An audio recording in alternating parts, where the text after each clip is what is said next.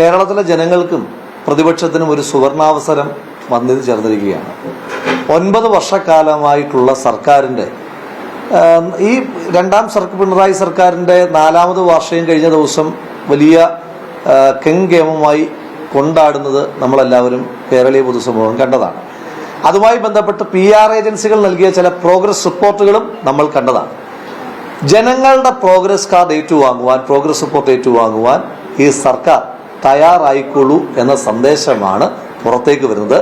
ജനങ്ങളുടെ പ്രോഗ്രസ് റിപ്പോർട്ടിൽ ഇപ്പൊ PR ഏജൻസികളെ ഉപയോഗിച്ചുകൊണ്ട് നടത്തിയ പ്രോഗ്രസ് റിപ്പോർട്ടിനകത്ത് സർക്കാർ ഉന്നതമായ വിജയം നേടിയെങ്കിൽ ജനങ്ങളുടെ പ്രോഗ്രസ് റിപ്പോർട്ട് നിലമ്പൂരിൽ നിന്ന് വരുമ്പോൾ ഈ സർക്കാർ ദയനീയമായി പരാജയപ്പെടും. പാസ് മാർക്ക് പോലും ഇല്ലാതെ, കണ്ടൊണേഷൻ പോലും പറ്റാത്ത രീതിയിൽ പരാജയപ്പെടുന്ന സാഹചര്യം ഈ സർക്കാരിന് ഉണ്ടാകുവാൻ പോവുകയാണ് എന്ന ശുഭ സൂചനയുടെ ദിവസമാണെന്ന് നിലമ്പൂര് ഞങ്ങൾ ഈ 2026 പോകുവാൻ ആഗ്രഹിച്ചത്, പ്രതീക്ഷിച്ചത് പഞ്ചായത്തുകളും ബ്ലോക്ക് പഞ്ചായത്തുകളും ജില്ലാ പഞ്ചായത്തുകളും ജയിച്ചുകൊണ്ട് സംസ്ഥാന സർക്കാരിന് ജനങ്ങളുടെ ഭാഗത്തു നിന്നുള്ള കനത്ത തിരിച്ചടി നൽകി നിയമസഭാ തെരഞ്ഞെടുപ്പിലേക്ക് പോകാനാണ് ആഗ്രഹിച്ചത്. പക്ഷേ അതിനു മുൻപ് ഒരു സുവർണാവസരം ഉണ്ടാവുകയാണ്.